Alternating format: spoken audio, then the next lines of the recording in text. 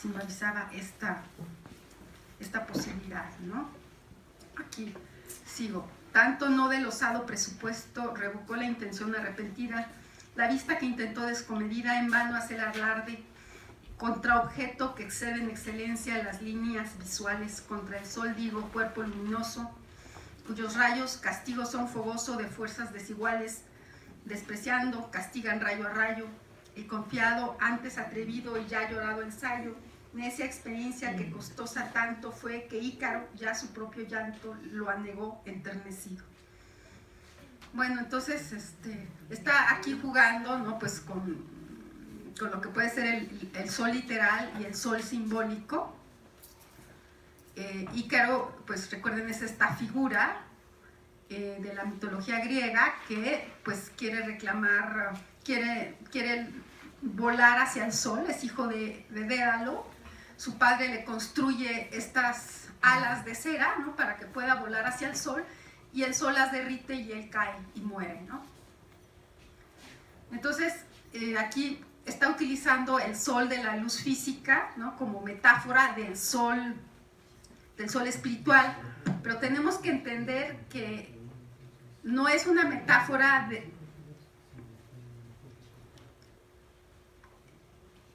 Gracias. Okay. El sol espiritual tiene también como una existencia real, ¿no? Esto es, por ejemplo, lo que han estado trabajando los hermeneutas contemporáneos. Por ejemplo, Bunenburger, que es heredero de Gaston Bachelard, es un discípulo de Gaston Bachelard, tiene esta relación entre lo que puede ser la narración y el mito, y dice que el mito obedece o es producto de una realidad neumática, de una realidad espiritual. Si recuerdan lo que les dije de la fisiología neumática de Jean Couliano, ¿no? Este espejo, ¿no? Que se ve, Sofana habla de un espejo, también Ficino habla de un espejo, del espejo neumático que está en medio de todas las cosas y donde se puede ver la creación, es decir, el mundo se ve en el interior, en este espejo neumático, y este es el sol, este es el sol interior. Entonces es la realidad transpersonal, la realidad neumática tiene una existencia sutil, no es algo como que, ay, mi cabecita loca lo imaginó, no. Esto es muy distinto de lo que es la fantasía, ¿no? Ya a partir del Renacimiento, del Romanticismo, porque inclusive muchos románticos sí tenían conocimiento de esta posibilidad secreta y poderosa, ¿no? Que es nuestra pues más grande herencia como seres humanos, que viene del Renacimiento. Y muchos poetas románticos la buscaron, si sabían a lo que estaban jugando, ¿no? Claro, que lo que nos pasa mucho a los poetas es que como que el camino es muy difícil, requiere mucha austeridad, requiere mucho ascetismo, requiere inclusive castidad, ¿no? Pues no es tan fácil, ¿no? Sí, una disciplina moral muy estricta. Y bueno, hay quienes pues sí se someten a esa disciplina, como el mismo Dante. Su comedia es como una alegoría de este trabajo que tiene que hacer el devoto, el iniciado, para lograr esta visión, ¿no? Y vemos, pues, atraviesa el infierno de los pecados capitales, que pues, por supuesto que hay que atravesar, ¿no? Después el purgatorio, que está como, bueno, ya tienes una guía, entonces ya te alejas un poco del defecto de carácter, pero es porque estás con la guía, ¿no? Pero de pronto haces así, no, mejor me voy por aquí, ¿no? Hasta que el místico, el ascendido, logra tener como lo que los maestros llaman el quinto plano. Entonces puede ver como estas regiones muy, muy altas, ¿no? Pero pues se tardan años, ¿no? Entonces no todo el mundo llega al final del recorrido, la mayor parte renuncia, es dificilísimo. Como lo dice Udin Attar, ¿no? En el coloquio de los pájaros, habla precisamente sobre las dificultades de este camino. Entonces, bueno, aquí otra vez refuerzo este concepto. El ojo intelectivo o intelecto se refiere al ojo místico, visión interior o ciencia infusa. A Santo Tomás lo relega al territorio exclusivo de los ángeles, pero San Agustín, Hugo de San Víctor, la Madre Ágreda y muchos místicos lo han validado como guía esencial. El entendimiento, que es el segundo, es el equivalente al pensamiento racional, que se volverá el método hegemónico a partir de la escolástica y después con la revolución científica moderna. Bueno, pues ya lo único que se acepta es el ojo del entendimiento, como que queda reforzado el ojo del entendimiento. La escolástica pues todavía como que giraba como hacia principios o hacia dogmas. No, ya la revolución moderna se deshace de dogmas y se desarrolla de manera muy extraordinaria, ¿no? Pero el acceso al conocimiento de las dimensiones sutiles del cosmos solo puede hacerse a partir del desarrollo espiritual del ojo del alma o intelecto visionario que contacta la luz espiritual. Y aquí, bueno, muchos místicos, asómense por favor, esos textos son oro molido, no hay nada mejor en el mundo que estos textos de Jacob Boehme o San Agustín, ¿no? Jacob Boehme subraya la especificidad de la visión intelectiva, a la que diferencia de la razón. De este modo, estás realmente con el cuerpo en el mundo y en las cualidades, y por lo que se refiere a tu voluntad, estás en el cielo y encuentras el fin de donde proceden todas las criaturas y a donde tienen que volver.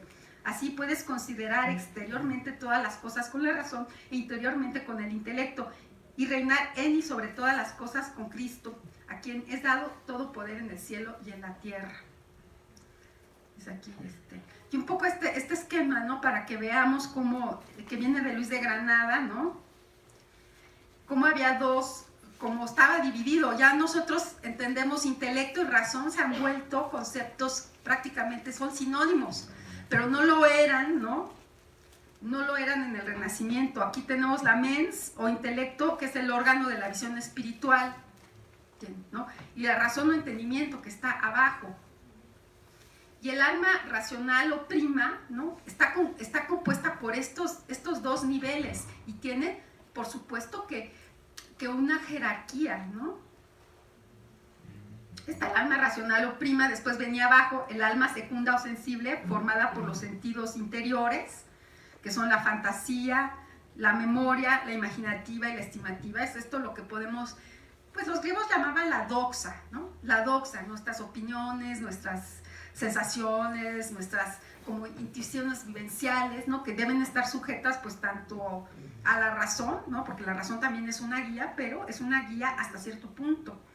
Hay ciertas cosas que la razón no te permite ver, ¿no? Yo les digo a mis alumnos siempre, por favor, confíen en sus sueños, desarrollen su visión interior, porque en la vida surgen de pronto dificultades tan grandes que solo esa luz te va a salvar, ¿no? Y más en el mundo en el que vivimos actualmente, ¿no? O te intentan secuestrar, o bueno, suceden cosas espantosas. Y esa luz te permite prever, te permite ir con cuidado, te permite, es una gran asesora. Entonces, bueno, los sentidos interiores, y abajo están los espíritus y humores que recogen las sensaciones. Entonces, este es el aparato psíquico más o menos que prevalecía, ¿no? Para que veamos que es muy distinto. Nosotros ya, el intelecto, no existe. Y aquí les voy a citar al maravilloso San Agustín, ¿no?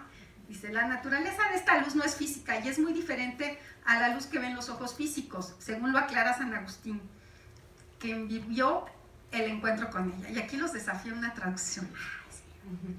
Et inde admonitus redire ad meme tipsum intravi in intima mea ducete et potui, quoniam factus es auditor meus, intravi in intima mea, intravi et vide qualicumque oculo anima mea est supra, eundem oculum anima mea, supramentem mea, lucem incomutabilem, non anc vulgarem et conspicuam omnicarni, ne quasi ex eodem genere grandior erat, tanquam si ista multo multoque, clarius claresceret, totumque occuparet, magnitudine. Non hic illa erat, sed aliud, valde ab istis omnibus nec ita erat supramentem meam, sicut oleum super aquam nec sicut caelum super terram sed superior, quia ipsa fecit me et ego inferior quia factus habea, qui novit veritatem novit eam, et qui novit eam novit eternitatem. Aquí se termina. No se anima la traducción. ¿No? Es que es un misterio. Es algo muy misterioso, por eso lo pongo en latín. Bueno, ahí va la traducción aquí de eso. No, es una traducción que tomé del inglés. Penetré hasta mi ser interior siendo tú mi guía y pude hacerlo porque tú te habías convertido en mi ayudante. Entré y contemplé la luz inalterable con el ojo de mi alma, tal y como era.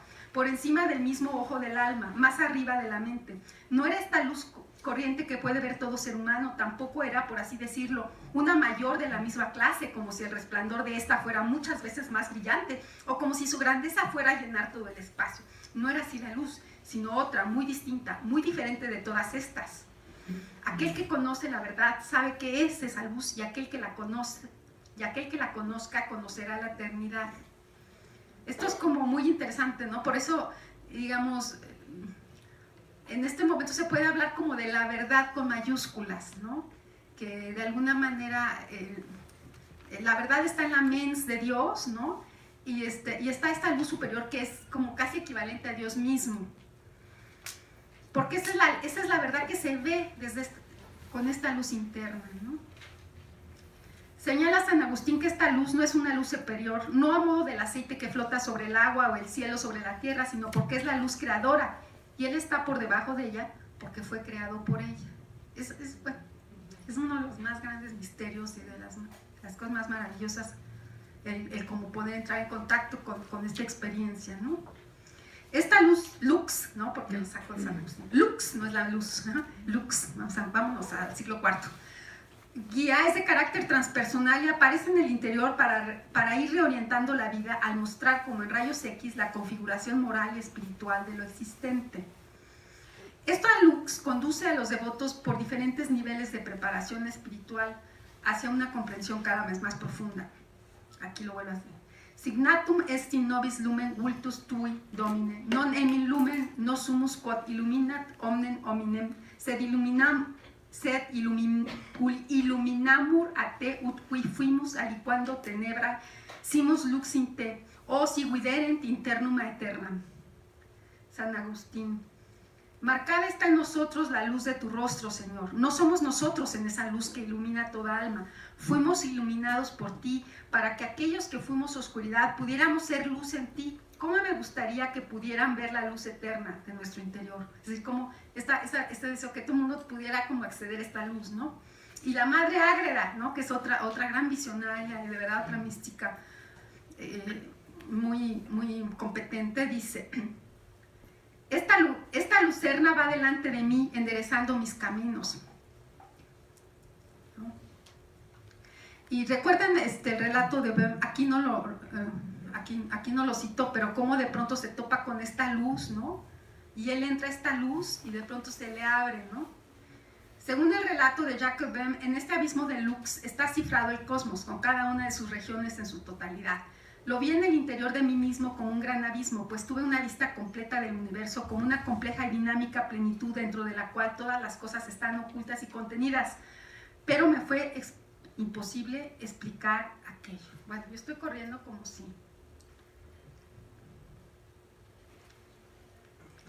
Otro tópico que vincula el poema a la tradición espiritual es la del sueño, ¿no? En la antigüedad, los sueños en que el alma viaja mientras el cuerpo duerme eran vistos con especial reverencia. Y Festuyer señala que durante los siglos II y III abundan los textos que relatan esta clase de experiencias. Eran llamados sueños de anábasis. Bueno, aquí tenemos como la prevalencia, bueno, por un lado del cristianismo, de cristianos que realmente eran practicantes y que sí tenían la experiencia espiritual. No era Maciel, ¿no? Que tenemos, por desgracia, no, está muy bloqueado el camino espiritual por la corrupción de la Iglesia Católica en este momento, pero sí había gente que cumplía con lo que había que cumplir, y por otro lado los neoplatónicos, que también tenían esta posibilidad. Y luego aquí tenemos este análisis que hace Macrobio, que en realidad lo hereda de Cicerón, ¿no? En el análisis que hace del sueño de Escipión el africano, si recuerdan, ¿no? Que se le aparece su abuelo, ¿no? Y le muestra pues toda la región de los cielos, cómo está constituido el cosmos. Es una visión extraordinaria. Y bueno, pues a partir de esta visión, él escribe pues todo este tratado filosófico, ¿no? Es muy interesante porque igual en Platón, ¿no? Tienes el sueño de Her, ¿no? Que muchas veces eran los sueños los que producían los sistemas filosóficos. Es decir, todo el sistema filosófico y poético pendía, ¿no? Era como un exégesis de estas revelaciones. Los sueños eran importantísimos en la antigüedad, tenían carácter profético, no de realización de deseos sexuales. Bueno, qué pobreza, ¿no? La de nuestra cultura, que ha perdido toda esta dimensión y toda, pues no solo la riqueza que está involucrada en esta dimensión, sino toda la protección que hay en seguir, ¿no? En seguir estas guías. Eso es terrible, ¿no? Estamos perdidos, ¿no? Decía mi maestro espiritual, ¿no? Que estamos ciegos y además estamos perdidos, ¿no? En la modernidad, ¿no? Y bueno, porque hemos también perdido la capacidad de conectarnos con nuestros sueños. Tenemos que ir al psicoanalista, ¿no? Ay, a ver, ¿no? Para ver un poco más de lo que quiero ver, ¿no? Todo lo que vemos mientras dormimos se divide principalmente en 5 tipos diferentes de sueños. Según los griegos tenemos el oneiros, que los latinos llaman somnium, el orama, que es denominado propiamente visión, el crematismos, que llamamos oráculo, y el fantasma, al que Cicerón, siempre que utilizó este término, le dio el nombre de aparición, visum. Bueno, lo que caracteriza al somnium es que en general, bueno, hay diferentes tipos de somnio, pero como que los elementos del somnio se exigen una interpretación. Es decir, no tienen un sentido literal, sino que están aludiendo a cosas que nos pueden estar pasando en nuestra vida. Entonces, y bueno, el crematismos se refiere a algo que escuchas en el sueño, una voz que escuchas en el sueño.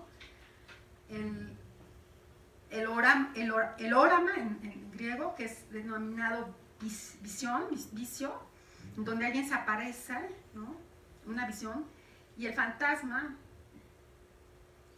y una aparición, ahí no recuerdo muy bien, ¿no? Y aquí tenemos, en el siglo XVII, pues sí se utiliza mucho, se desarrolla como una técnica plástica, un lenguaje plástico para referirse a las visiones espirituales, ¿no? Lo hace mucho Zurbarán. Aquí tenemos esta visión de San Francisco de la Jerusalén celeste, ¿no? Y hay como, por supuesto, un mediador que es un ángel, ¿no? Que es en las visiones, en los cuadros de visión, siempre tiene que haber como un mediador, sobre todo en España, pues porque si no eran como peligrosas, cualquiera podía ver, ¿no? Bueno, aquí voy a dejar esta parte y voy a entrar a ya mi lectura. Este es un poco el contexto, ¿no? Para que vean que desde dónde también abordo mi trabajo. Y ahora, presentaciones. Y ahora, aquí.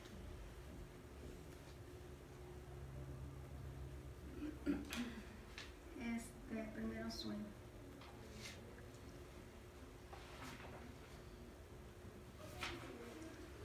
Aquí, sí traigo ponencia.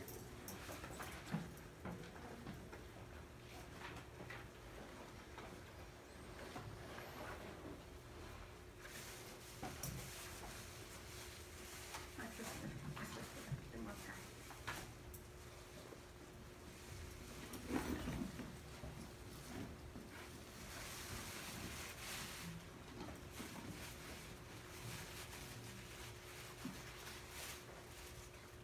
Bueno, y aquí, bueno, voy a leerles un poco esta parte antes de entrar a lo mío, un poco retomando la tradición exegética. Robert Ricard considera que Primero Sueño de Sor Juana es un poema que relata una experiencia onírica de anábasis, en las que el alma se liberaba del cuerpo y visitaba regiones sutiles. Sería el caso de la vivencia que relata el soñante de Poimandres del Corpus Hermeticum. Recuerdan, ¿no? Han leído, por supuesto, al Corpus Hermeticum, y si no, por favor, léanlo, ¿no? Al Poimandres se le aparece como un ser inmenso y le dice, ¿qué quieres ver? ¿No? ¿Qué quieres ver? Esto es como muy alegórico de la experiencia iniciática. Y entonces le enseña, pues, el origen del universo y el origen de la creación. Se le enseña a Poimandres, se llama guía sacro. Y bueno, gente como que ha estudiado la mística y muy en serio, como Enrique Orbán, pues hablan del ya sacro. Gente como el mismo Gilbert Durand, ¿no? Que de pronto es medio retrógrado políticamente, también habla del ya sacro. Es decir, todo este grupo de gente que estuvo alrededor del grupo de Eranos, que pues bueno, se le daba como una gran importancia al guía sacro. Si recuerdan, ¿no? Es este grupo, ¿no? De estudiosos, tanto de los mitos como de las religiones y como de los fenómenos psíquicos, ¿no? Que se reúne en Suiza, en Eranos, en el lugar en la localidad de Eranos, y que está de alguna manera patrocinado, bueno, no patrocinado, pero dirigido por Carl Jung, ¿no? Imagínense que Carl Jung hace esta investigación de la psique humana, pues no en base al aparato psíquico de Freud, ¿no? Sino estudiando los arquetipos universales, ¿no? Cómo se han presentado los arquetipos en todas las religiones. Y a él se le presenta un hombre muy anciano, en uno de sus sueños. Es un hombre, lo que tiene Carl Jung de fascinante es que, bueno, es un analista que en realidad se guía por sus propios sueños, lo mismo que hacía Descartes, como hacían los renacentistas, y como también los románticos, y como también Sor Juana. Si no se guían solo por la razón. Y se le aparece este personaje que es un anciano que lleva alas gigantes y unas llaves en la mano. No recuerdo cómo lo llama, a lo mejor porque cuando estoy muy nerviosa tengo como fallas en mi memoria, estoy dando una conferencia, entonces como que tengo fallas en mi memoria, pero es un símbolo, este personaje del guía sacro, que aparece, pues, ¿no? Es el guía, es un guía que de verdad existe. Entonces, bueno, pues para el círculo de Eranos, muchos de ellos sí comprendían, ¿no? Formaba parte Corbán, formaba parte Eliade, formaba parte estudiados extraordinarios, ¿no?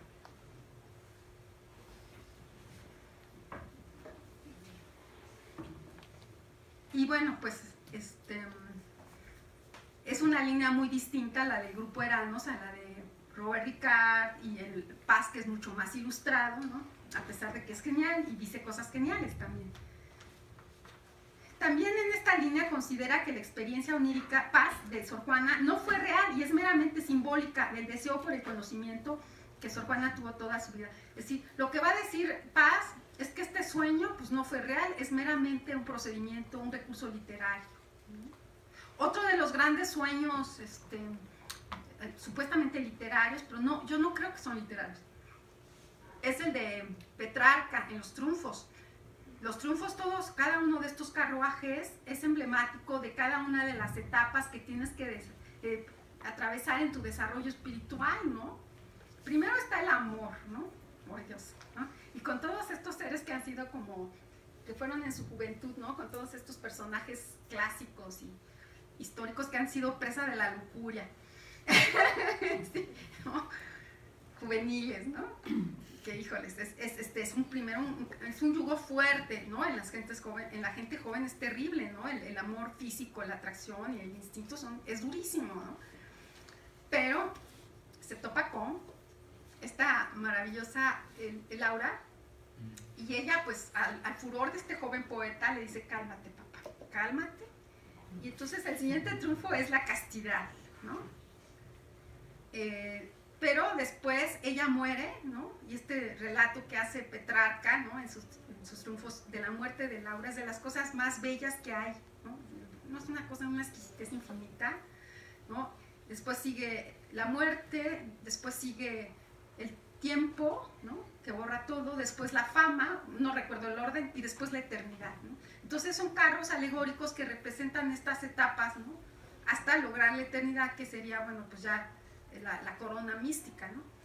Y Petrarca pues tiene muchas dificultades en su desarrollo espiritual porque, pues como todos los poetas, es muy vanidoso, ¿no? Entonces le importa, sí, es un horror, ¿no? Y entonces él curiosamente busca a San Agustín, ¿no? Está leyendo, tiene un libro que se llama El Secreto, que está haciendo su lectura de San Agustín para decir: ay, ¿cómo puedo avanzar? ¿No? Porque estoy atorada con la fama, no paso de ahí, ¿no? Y con el ego. Y bueno, pues aquí tenemos también y todo se le aparece supuestamente en un sueño. Y probablemente no es que se le aparecieran así los carritos, pero sí probablemente fueron varios sueños que le iban informando, mira, el defecto de carácter que tienes que trabajar es este, y luego ahora va este, ¿no? Así como se aparecen, ¿no? Entonces, bueno, los sueños, ¿no? Entonces, Sor Juan considera, Paz considera que no existe tal sueño, ¿no? La lectura del poema que hace Paz de Primero Sueño es básicamente ilustrada. Ya hace caso omiso del horizonte epistémico específico del barroco, heredero del Renacimiento en la Nueva España. Un acercamiento a los nuevos desarrollos de la episteme renacentista que han realizado autores como Joan Julián, Panofsky y el mismo Foucault, nos obliga a replantear nuestra lectura del poema con nuevas herramientas y desde nuevas perspectivas. También la obra de Enrique Orbán, alrededor de la mística árabe y sus teofanías, nos invita a plantearnos importantes posibles paralelismos con los artistas novohispanos en relación con esta tradición. El 17 novohispano, por su limitada visión del avance científico moderno, era limitada sí y no, porque, digamos, cuando pensamos, la Nueva España estaba muy alejada del desarrollo científico, no. Las investigaciones de Elias Trabulce demuestran que en la Nueva España hubo grandes estudiosos de la nueva astronomía, como el mercedario Fray Diego Rodríguez, ¿no? O el mismo don Carlos de Sigüenza y Góngora, ¿no? que se pelea contra el padre Quino, que era un escolástico endurecidísimo, el padre Quino, y defendiendo como una visión muchísimo más científica de los fenómenos celestes, Sigüenza y Góngora. Entonces, bueno, pero no tuvimos desarrollos científicos como los de Europa, ¿no? Entonces, bueno, por esta limitada visión del avance científico moderno, está todavía demasiado cerca de una cultura en que las visiones, como señala Eliot en su ensayo sobre la Divina Comedia, eran parte de la vida cotidiana. Debemos considerar el tipo de mente que por naturaleza y por práctica tiende a expresarse en alegorías, y para un poeta competente la alegoría significa imágenes visuales claras. Estoy citando a él. La de Dante es una imaginación visual en un sentido distinto de la de un pintor moderno de naturalezas muertas. Es visual en sentido de que vivió en una época en la que los hombres todavía veían visiones. Era un hábito psicológico cuyo mecanismo hemos olvidado, pero tan bueno como cualquiera de los nuestros.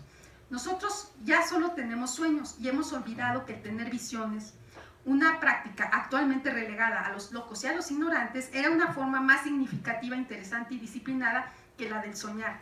Tomamos por un hecho que nuestros sueños provienen de las regiones bajas. Posiblemente la calidad de nuestros sueños ha sufrido por ello, ¿no? Diría un místico que nuestros sueños parece que vinieran del bajo astral, ¿no? Ya no vienen de las regiones superiores. Una cultura que se expresa a través de alegorías. Este es mi alegato en contra de Paz y de Ricard. Qué bueno que ya no están aquí, porque me hubieran hecho un polvo. No me hubieran permitido hablar. Ay, una cultura que se expresa a través de alegorías no está recurriendo a un armazón artificial y retórico, sino que tenemos que pensar que estas alegorías se cristalizan y presentan mediante elocuentes imágenes de manera natural, sea en el sueño, sea en los estados meditativos o en las visiones. La alegoría era precisamente el lenguaje propio de la visión sobrenatural, la manera en que un mensaje venido de una dimensión desconocida del cosmos adquiría visibilidad para ser entendido. Tenemos que pensar que la alegoría no está muy alejada del lenguaje simbólico con el que se expresan los sueños de manera cotidiana. Para Freud, los sueños son simplemente disfrazadas representaciones de un deseo sexual reprimido, pero su alcance y espectro de significación eran mucho más amplios en la antigüedad clásica. Entre griegos y romanos, en la Edad Media, en el Renacimiento y todavía durante el Barroco, se consideraba que los sueños podían ser fuentes de señales que vinculaban al hombre con dimensiones sutiles del cosmos. Eran formas de mirar y de entender territorios más allá de los horizontes del mundo físico. Los sueños eran de alguna manera telescopios para otros estratos de lo real, ¿no? Ni los poetas románticos ni los surrealistas soslayaron esta comprensión, ¿no? Otra cosa muy interesante es, por ejemplo, los estudios de George Gustorf sobre el mito y sobre esta etapa mítica de la humanidad, ¿no? Que es anterior a Logos y anterior a las religiones institucionalmente constituidas, como pues. Y entonces, en esta etapa mítica lo que se manifiesta es como este rostro sagrado de la realidad, ¿no? Donde no hay separación todavía entre lo que puede ser como que el mundo fáctico y lo sagrado, ¿no? Todo es lenguaje. Y los poetas tratan de acceder a esa experiencia todavía, ¿no? Inclusive, no sé, estaba el otro día leyendo En busca del tiempo perdido y me llama la atención un pasaje, ¿no? Donde el autor está viendo una serie de paisajes en una caminata, ¿no? Y queda como absolutamente exaltado y enfebrecido, ¿no? ¿Por qué? Porque siente que todo eso encierra un sentido y ahí se da cuenta que es un escritor, que su destino es ser un escritor, porque puedes, como lo dado, transparente un sentido oculto y profundo, todavía sacro, ¿no? Sobre todo en el paisaje. Esto se ve claramente en los poetas románticos también, ¿no?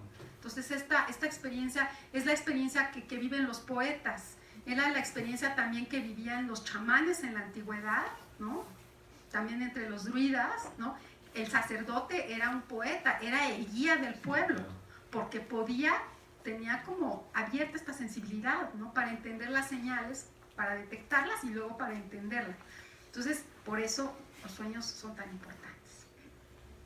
Podemos leer primero Sueño como el poema de un viaje interior. El viaje interior es un viaje de conocimiento que se va dando mediante un camino de purificación en que en un momento dado se llega a despertar el ojo interior gracias a la ayuda del maestro interno, del guía sacro. Al irse purificando el ser, la visión interior se va volviendo más aguda y se van teniendo acceso a regiones más amplias del cosmos y del conocimiento. Esto es impresionante, la experiencia. De verdad, háganlo, mediten, por favor. Para Platón, por ejemplo, solo el hombre virtuoso puede acceder al conocimiento. De manera análoga, Maimónides señalará en su interpretación alegórica de la Torá que este conocimiento del sentido oculto de las escrituras dependerá totalmente del grado de perfeccionamiento que se tenga. Esto es precioso, ¿no? Yo me topo con Maimónides, con un ser de verdad, con un sabio en el verdadero sentido de la palabra. Para mí un sabio es ese hombre que puede tener acceso a este otro tipo de conocimiento. Yo decía, bueno, los profetas en realidad son aquellos hombres que pueden entender la experiencia a partir de la cual surgen las escrituras, porque la mayor parte de los sacerdotes y los hermeneutas contemporáneos agarran las escrituras y las interpretan, no parten del símbolo hacia su interpretación, no han accedido a la experiencia interna de la revelación de la luz interna. Entonces, bueno, pues ahora sí que están como tuertos guiando a ciegos, ¿no? Sí, esto lo dice Maimónides, es decir, que no se trata como mucho, inclusive Durán se va por la línea de la hermenéutica de los símbolos, ¿no? Y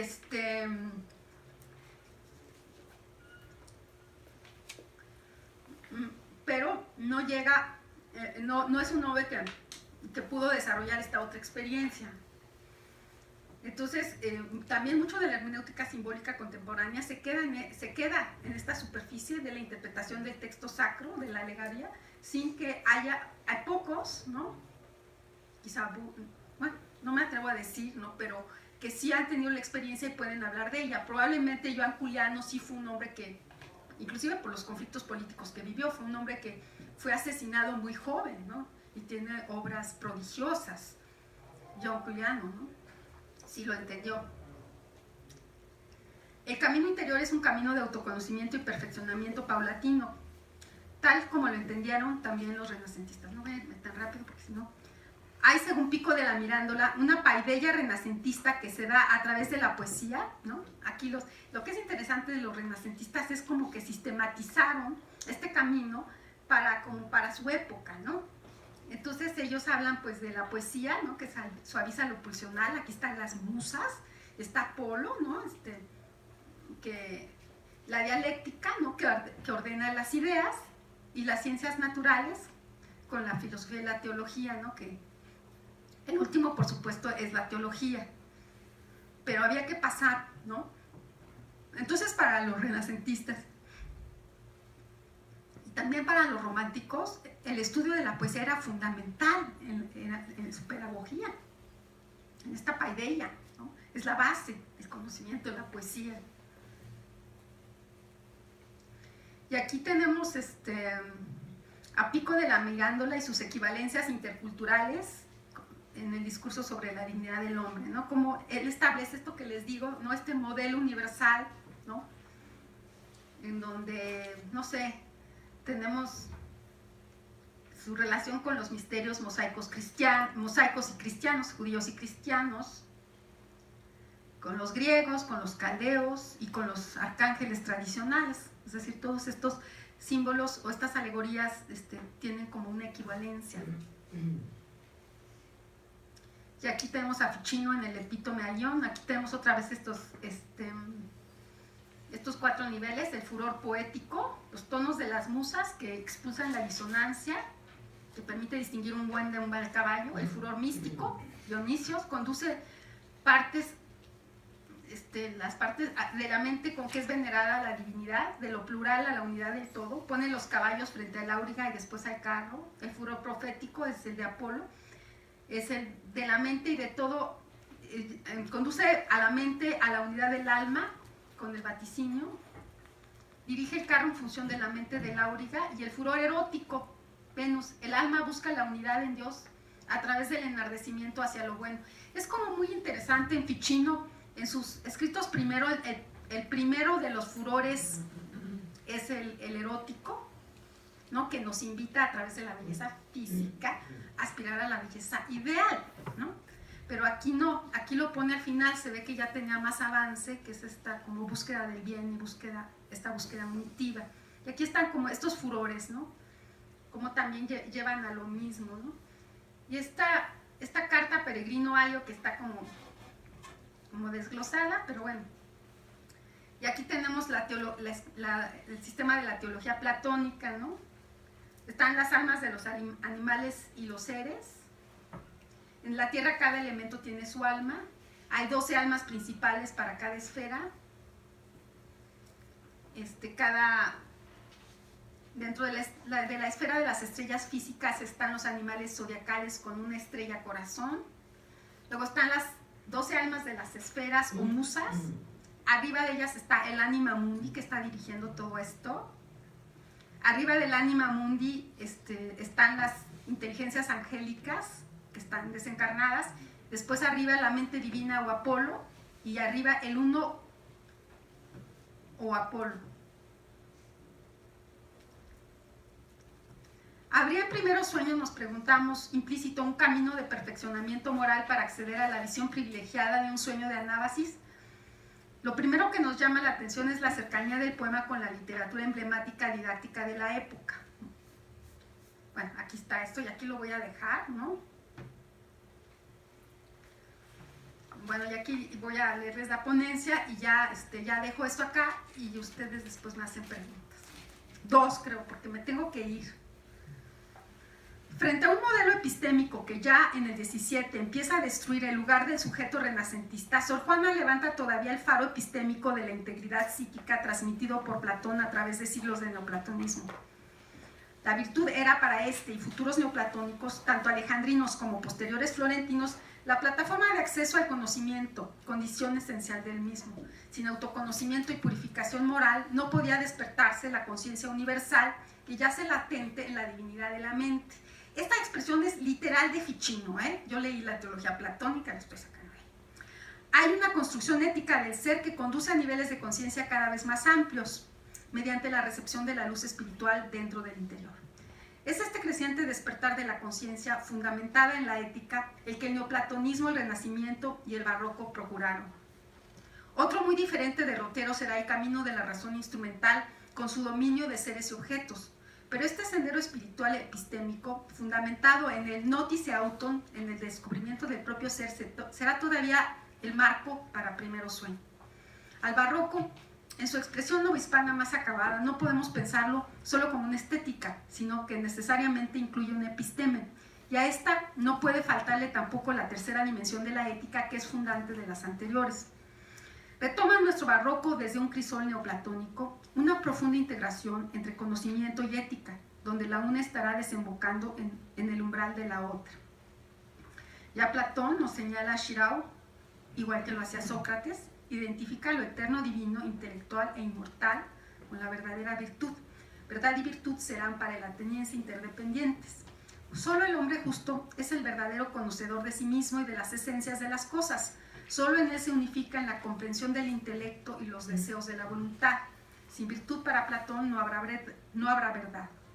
Dentro de los furores que desglosa Ficino, no se puede pensar, por ejemplo, el acceso al conocimiento de la unidad del cosmos que representa Apolo como anima mundi, sin un previo apaciguamiento de las pasiones, mediante la moderación que favorece la poesía. También para Pico de la Mirandola, el pensamiento ordenado y lógico de la dialéctica exige pasar por la filosofía moral y su disciplina. Los saberes durante el Renacimiento no buscaron, como ocurrirá en la dialéctica de la Ilustración, sojuzgar a la naturaleza y a otros hombres, sino una experiencia lindante con el asombro estético. Para obtener la divinidad de la mente, escribe Ficino, el hombre debe purificarse dentro de la esfera de la filosofía moral, con el fin de que el ojo de ésta se desnuble y pueda ver la luz divina y adorar a Dios. La comprensión tanto de la naturaleza como de Dios aquí pasa por la catarsis y limpieza del propio ser. Estos tres conocimientos, el propio, el del mundo, el de Dios, vienen a implicarse e integrarse, son interdependientes. Se diría que finalmente, en el corazón de un hombre purificado, podrá volverse legible el libro original. El encuentro con esta asombrosa revelación interna será solo posible para un alma desnublada y diáfana. Así cito, ¿no? Así que la purificación es un procedimiento metodológico en sí mismo.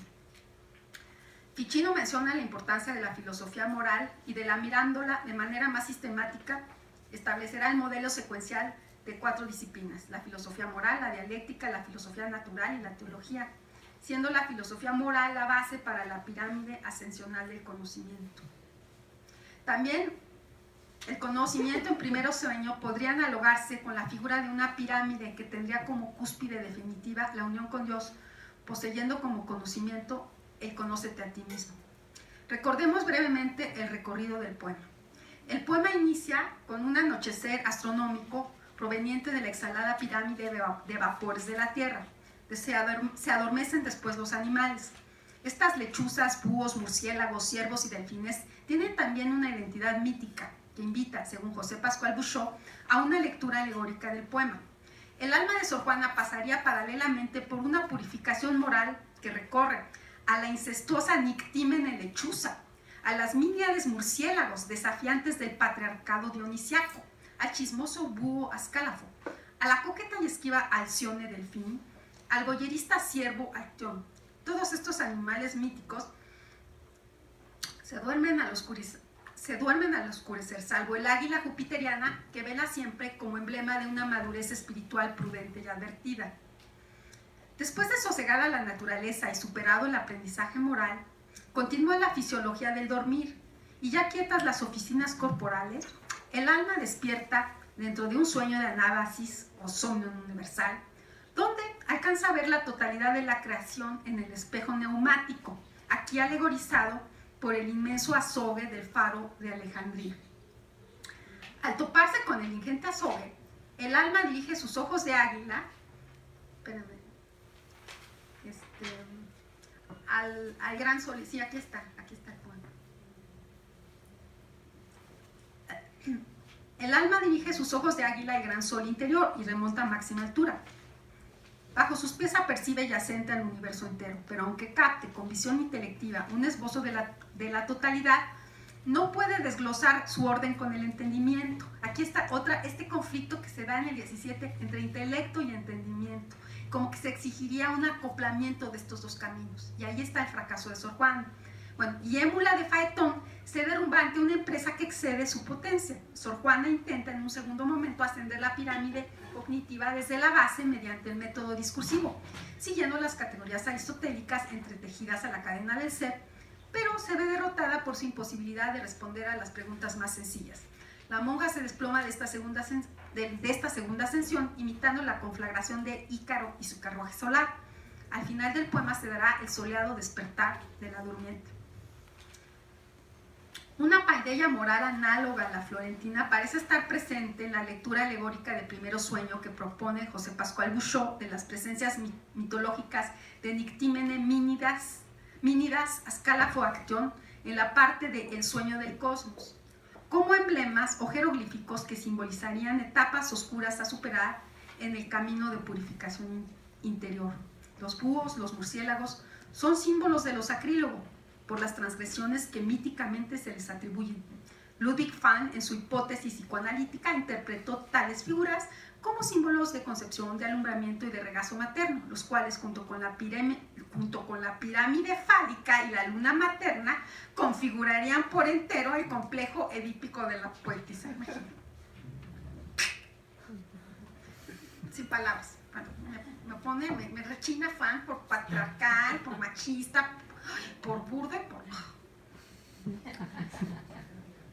Más acá o más allá, en realidad, de la lectura psicoanalítica que ambicionó Fahn, hasta el nombre, Fahn, creemos de manera más sencilla poder entrever a través de estas figuras míticas situaciones humanas altamente probables para una joven bella e inteligente que vive separada de su familia en medio de una corte.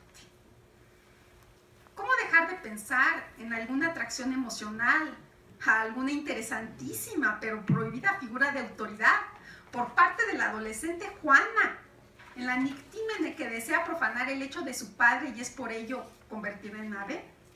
Con tardo vuelo y canto del oído mal y aún peor del ánimo admitido, la avergonzada Nictímene acecha de las sagradas puertas los resquicios o de las claraboyas eminentes los huecos más propicios que capaz a su intento le abren brecha y sacrílega llega a los lucientes faroles sacros de perenne llama. Aquí está como unido como el castigo y el deseo sexual, ¿no? Es fascinante cómo pueda dar esa connotación, ¿no? ¿No es acaso esa Nictímene también una muy probable alusión a ella misma como mujer enterrada en libros y definitivamente metamorfoseada en ave al condenarse a la sublimación del estudio? La referencia a las mínides, estas son estos murciélagos espantosos. Arriba está el búho. Y aquí tengo es como muy interesante porque encontré emblemas de Alciato, ¿no? Que hacen referencia a estas figuras míticas, ¿no? Que es de donde ella los saca. Ya me dijeron que me quitara las pulseras. La referencia a las mínides testimonia lo arduo que debió de ser para la joven y bella Juana la decisión del convento. Mucho debió dolerse la vanidosa joven de perder sus hermosos vestidos, los alegres salones y floreados jardines, por lo que no difícilmente pudo compararse a sí misma con las castigadas figuras de las hacendosas mínides, aleteando como murciélagos por ser a la deidad de Baco inobedientes, fíjense. ¿Sería imposible acaso, nos preguntamos, que Sor Juana hubiera tenido prematuramente que renunciar a los colores del mundo por salvar su honor femenino ante el acoso machista perpetrado por algún poderosísimo y dionisiaco varón de la corte? Atropello que, por cierto, sigue siendo aún impunemente difundido entre las mujeres mexicanas cultas y académicas, de verdad, ¿eh? Miren, calladita me veo más bonita, pero ahí los saco. El castigo de las mínides probablemente simboliza su castigo por el repudio a una sensualidad atropellante, muy probablemente adúltera, aquí, de algún superior jerárquico, buscando ponerla en la vil condición de cortesana. Aquí que el amor cortés tiene un nivel de violencia muy distinto, ¿eh? Ante esto ella elige la más digna salida del convento. Las virtuosas legendarias tejedoras tuvieron que planear como murciélagos, lo mismo que Sor Juana, con sus hábitos de concepcionista, sepulta de pardo ya para toda su vida. De aceptar esta hipótesis, podríamos ver también en el mito del actión boyerista y perseguidor de una Minerva Sor Juana, el apetecido castigo para ese indeseable y descomedido Baco virreinal. Difícil, pensamos, debió ser hasta para el mismísimo Marqués de Mancera no quedar prendado de los múltiples encantos de la joven Félix. Y aquí cito: el de sus mismos perros acosado, monarca en otro tiempo esclarecido, tímido ya venado, con vigilante oído, de sosegado ambiente, al menor perceptible movimiento. Otros, fíjense que qué interesante, un soneto con temerosa atención al auditivo es el en el que muestra sentir que la baldonen por los aplausos de su habilidad, donde probablemente relata las pretensiones verbalmente explicitadas del poderoso acosador, acicateado por los dones de Juana.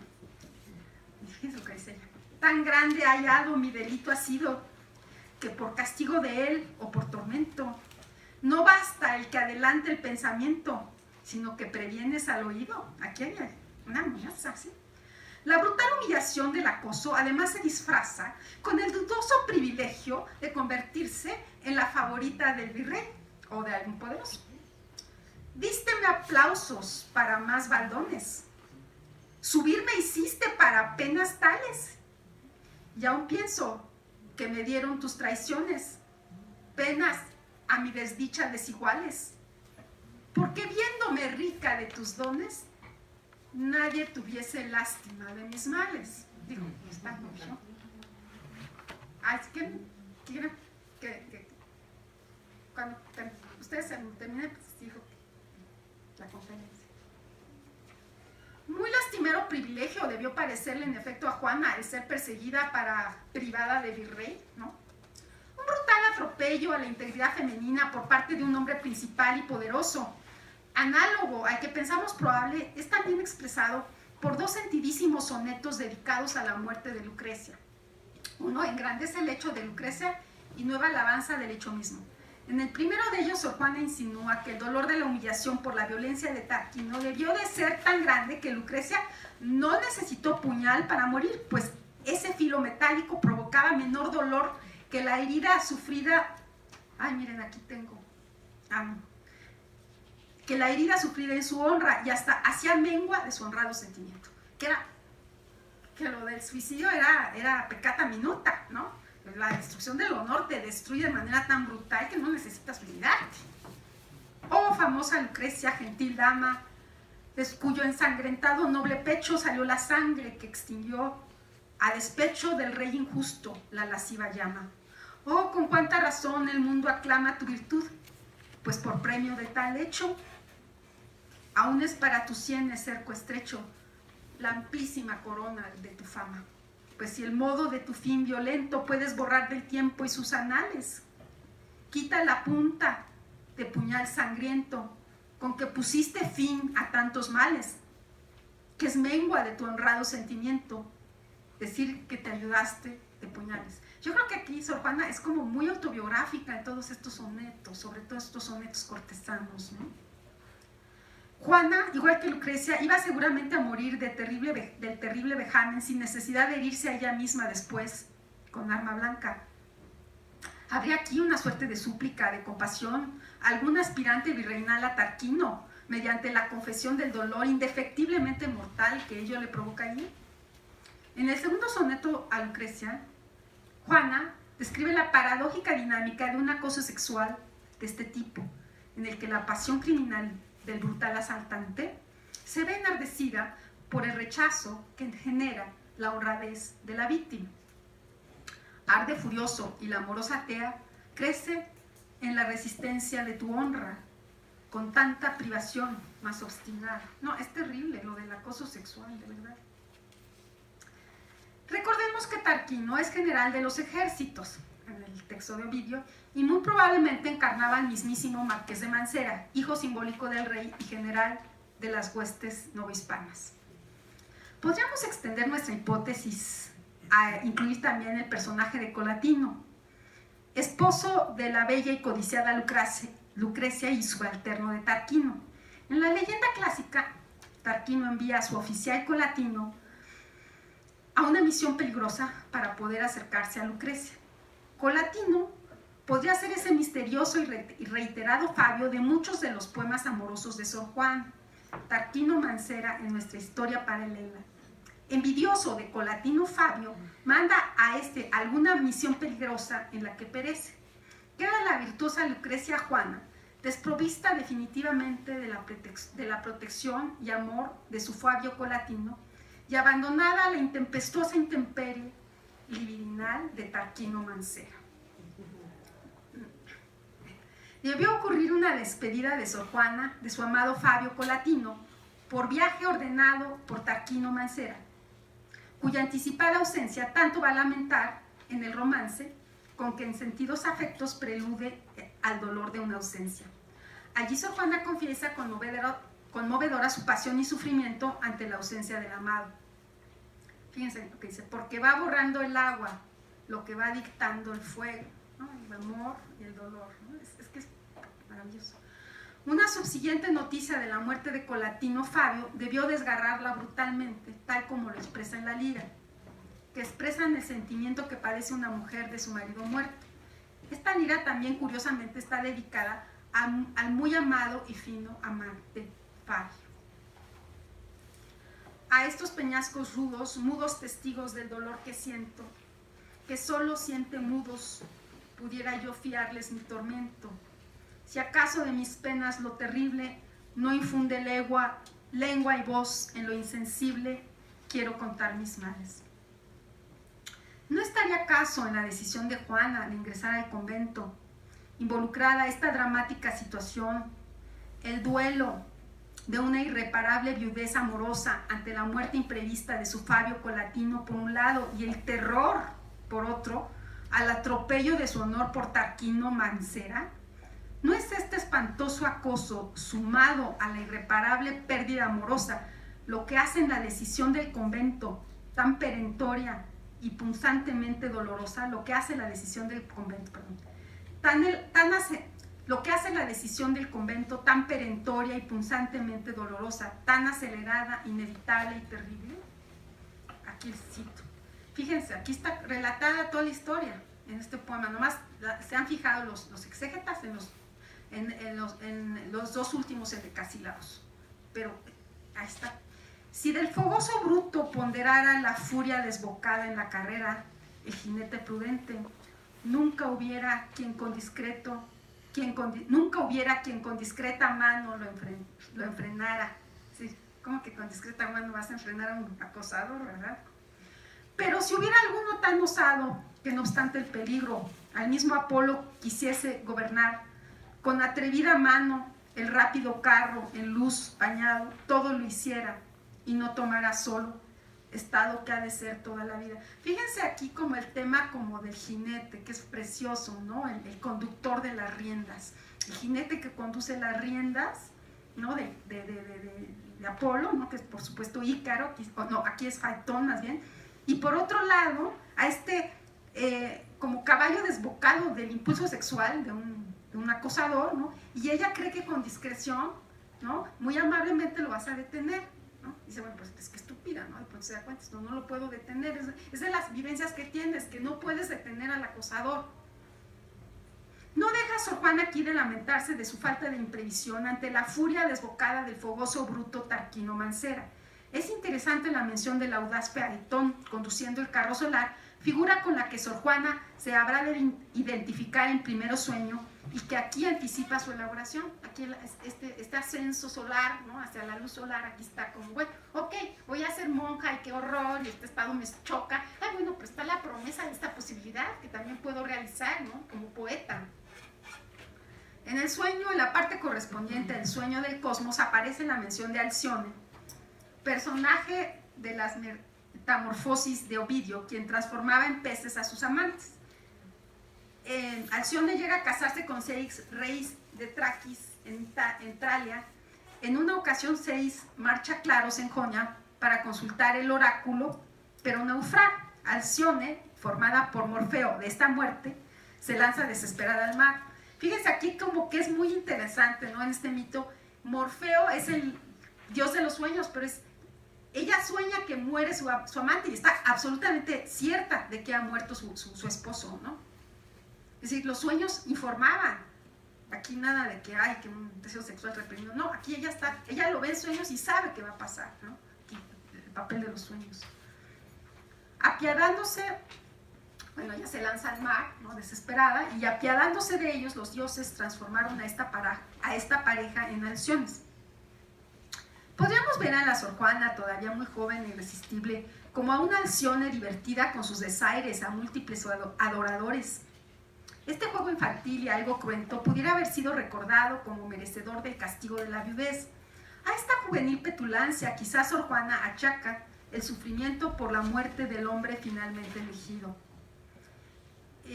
Fíjense, Sor Juana siempre está como, el sentimiento de culpa es muy fuerte en ella, como que se siente culpable de estas cosas atroces que le suceden por pequeñas transgresioncitas, ¿no? En el sepulcro oceánico de Alcione podríamos adivinar el silencioso dolor de esta oculta amante ante la noticia del fallecimiento de su en secreto prometido esposo.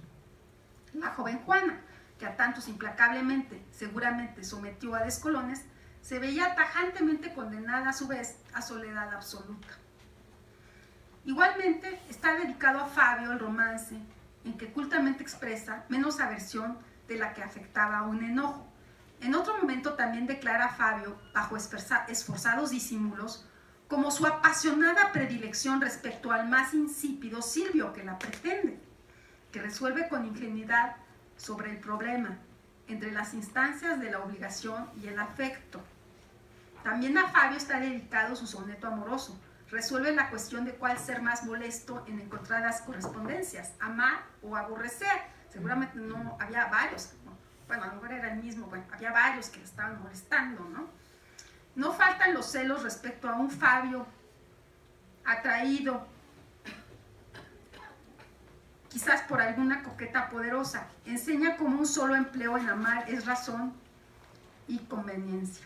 Fabio, en el ser de todos adoradas, son todas las beldades ambiciosas, porque tienen las aras por ociosas, si no las ven de víctimas colmadas. Es delicioso este cuartito, ¿no? Muy probablemente sea este Fabio el antifaz de un mismo referente masculino y sea Juana la amante que se disfraza detrás de la mujer casada que llora marido muerto. Podemos pensar aquí a Sor Juana como la alcione suicida, arrojada al mar de los hábitos monjiles tras de la muerte de su amado Fabio, ante la tan urgente decisión del convento, al quedar expuesta a la brutalidad de Tarquino Mancera. Una muy plausible biografía secreta pudiera adivinarse detrás de las situaciones que enfrentan los personajes bucólicos de sus poemas. Y bueno, Bouchot afirma categóricamente la posibilidad de una lectura moral en la sucesión de figuras míticas del sueño. Sor Juana confirma el sentido alegórico que debemos atribuir a estas figuras de la noche, todas ellas emblemas o jeroglíficos del mundo inferior que la razón humana debe abandonar.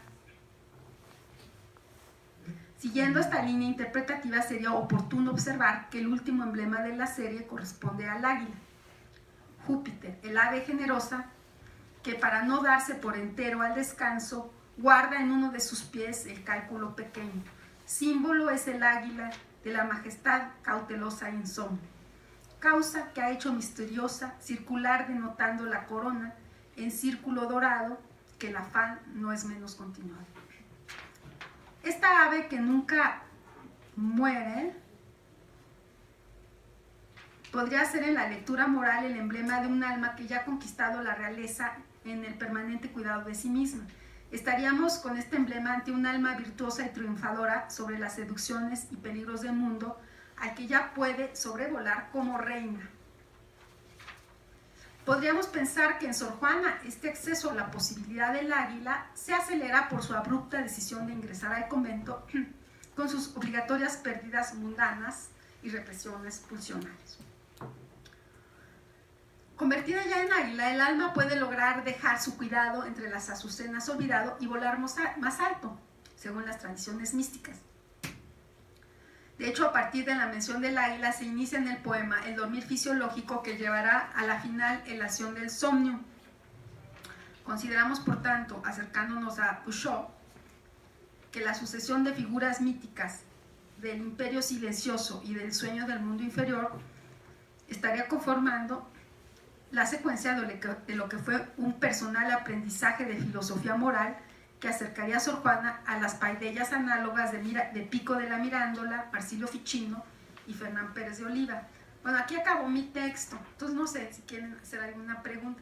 Bueno, hice otra versión que mandé a la revista de la universidad, en la que agrego este hallazgo, ¿no? de este personaje, este capitán Chavarría, que le da esta dote. Y me pregunto, bueno, habría que investigar más.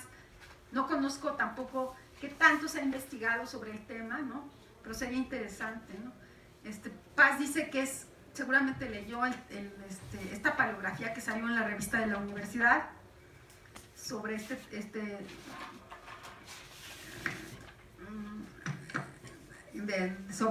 sobre este testamento del archivo de notarías, y dijo, bueno, de allí vino la dote para el convento, pero no, de verdad se explicita de manera muy puntual que ese dinero es para su mamá y para sus hermanas, y que de ninguna manera lo debe tocar el convento. Entonces yo me pregunto si no hay allí alguna posibilidad de que sea Fabio, ¿no? Tenemos que pensar que es el momento en que ella ingresa al convento, ya tiene una dote, y que recibe este dinero. Este hombre ha muerto, seguramente la quería mucho, no sabemos si o estaba casado o estaba soltero, pero realmente había una relación amorosa profunda y respetuosa, probablemente, una admiración, y es que es el Fabio, y que bueno, por supuesto que al Tarquino no le gustaba esta predilección de Juana por Colatino, ¿no? Bueno, pues aquí está. ¿Quieren hacer alguna pregunta? ¿Comentarios? Pues un comentario, y también tratando de hilarlo con otros temas que hemos abordado acá. A mí me llama mucho la atención, primero como la doble perspectiva, ¿no? Por un lado, como esta aproximación a todo como el cuerpo hermético, digamos, o sea, toda esta exploración de los símbolos y la forma de relacionarse con ellos, y por otro lado, tanto una perspectiva como discurso de género, ¿no? Porque está también allí atravesando esto. Entonces, yo ahí encontraba como un punto de articulación. Lo veíamos acá con la escuela de Kioto, que como una experiencia muy cercana con, o sea, lo diría acá, por ejemplo, desde psicoanálisis, ¿no? Con lo real, con estas experiencias fuertes, la muerte, la violencia y lo violante también, ¿no? Como esto que lleva a la disolución del yo, experiencias negativas que rompen y llevan como a una reestructuración psíquica, por decirlo de algún modo. Y acá como Sor Juana a lo mejor empieza toma esta decisión por un encuentro con esto, ¿no? Con lo violento y con lo violante y con lo violador, ¿no? No sabemos qué pasó, ¿no? Es muy interesante lo que dices y me encanta. Bueno, perdón que interrumpa, pero estoy pensando que Rimbaud se da lo mismo, ¿no? Rimbaud, en este libro maravilloso de Enid Starkey, ¿no?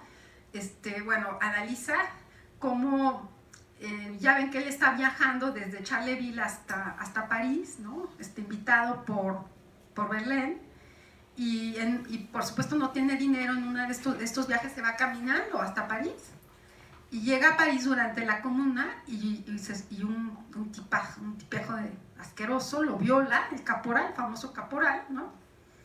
Y es a partir de esta experiencia que él escribe esta carta importantísima que se llama la Carta del Vidente a su profesor de literatura Isambard. Y escribe también este poema que Moqueur bave à la coupe, ¿no? Bave à la poupe, Moqueur couvert de caporal, l'air insulte l'on dépravé, ¿no? Que tiene muchas labiales como babeando, ¿no? Como hablando del babeo, ¿no? De la experiencia brutal, ¿no? Y hay otros poemas como el de la Venus Anadiómena, donde él se retrata saliendo de la bañera con el ano todo destrozado, como esta Venus saliendo ¿no? de una manera muy irónica y brutal, ¿no? Saliendo de las aguas. No sabemos que era de una belleza extraordinaria este joven, y es violado, ¿no? Y es a partir de esta experiencia brutal que él se radicaliza en su búsqueda precisamente del absoluto a través de la poesía, ¿no? Es verdad, es lo que dices, es muy cierto. Y también otro ejemplo es el de Alejandra Pizarnik, que voy a dar mi conferencia al rato en el Colegio Nacional, están invitados los que quieran, en donde también vive, según su diario de Francia, una experiencia de abuso sexual infantil y esta búsqueda también del absoluto, ¿no? Que es una aniquilación de lo dado para acceder, ¿no? Pero está muy bien visto. Gracias, sí. Que también, bueno, nada más para cerrar, que también tendría como otra faceta y que creo que es como, a lo mejor también una problemática de género actual, ¿no? Como este asunto de, por un lado, la seducción y el desaire, ¿no? Como esta doble faz que el psicoanálisis nombra la histeria, ¿no? De sí, pero a mera hora, ¿no? Que tiene ahí sus connotaciones, ¿no? Pero lo veo como de este lado de, como un encuentro con el mal propio y por eso la culpa, ¿no? Hice esto, entonces quizás merecía esto, ¿no? Y en este doble encuentro, por un lado con lo demasiado real y por otro lado con la potencialidad del mal, el yo queda anulado. Y entonces es cuando procede como la búsqueda mística, ¿no? O la búsqueda de lo que está más allá del yo, del éxtasis. No, absolutamente cierto, ¿no? Sí, porque en la mujer también está muy bien visto esto de la lectura, esta cuestión de la histeria en la mujer, que por un lado... Bueno, utilizas un poco tus recursos femeninos para sobrevivir en un mundo masculino patriarcal, ¿no? Pero por otro, te enfrentas a esa avasallante y aberrante sexualidad asquerosa, ¿no? Del macho agresivo. Y dices, no, espérame, no, pues te paralizas, ¿no? Entonces está este juego, ¿no? Sí. Allá hay una pregunta. Sí, mencionó que en el siglo II y III abundaban los textos que hablaban sobre los sueños de Anábasis. Le quería preguntar uno si pudiera recomendar o citar alguno de esos textos, y dos, si nos pudiera poner un poquito más en esto de Anábasis, ¿no? Como qué es en sí, o si tiene ahí un significado etimológico. Los sueños de Anábasis son sueños en los que el alma viaja al mundo de los muertos durante un sueño, ¿no? Hay un viaje espiritual que se da en estado onírico. Eso es, lo de los sueños del siglo II y III, yo no lo he trabajado tanto. Es Festugier, si usted busque la referencia, quien lo trabaja. Festugier lo cita Paz. Pero Paz considera que en Sor Juana es meramente un recurso literario.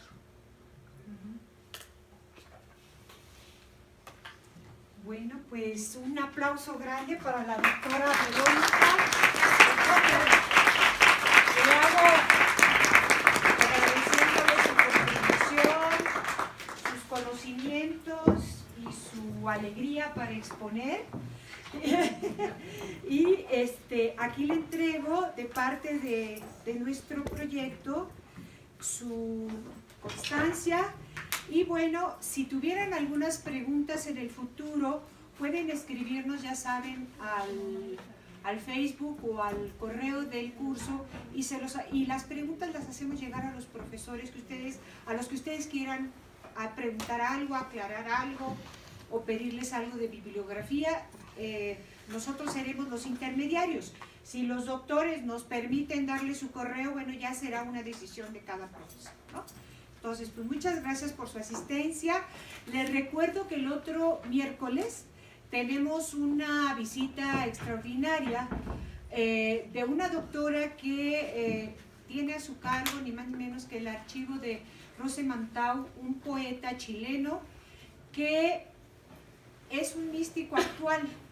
No solamente es poeta, sino es místico, y él lo reconoce y lo proyecta en su poesía. Entonces, creo que es muy interesante porque, bueno, hemos visto, ¿no?, que el siglo XVI, el XVII casi siempre, ¿no?, o las místicas orientales, antiguas, ¿no? Pero esto es así como volver a insistir en que en el mundo actual tenemos que hacer una lectura distinta de lo que es la creación poética religiosa y mística.